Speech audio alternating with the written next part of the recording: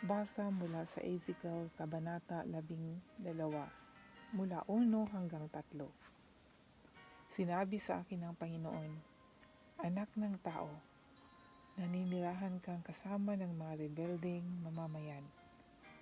May mga mata sila pero hindi nakakakita. May mga tainga pero hindi nakakarinig. Dahil sila ay mga rebelde. Kaya anak ng tao, maghanda ka ng mga gamit mo at magkunwaring binibihag ka. Pumunta ka sa ibang lugar, gawin mo ito sa araw para makita ka nila. Baka sakaling sa pamagitan nito, maunawaan nila ang kanilang mga pagsuway. Yan po kaibigan, kapatiran ko kay Kristo, ang balita na maganda para po sa ating kaluluwa.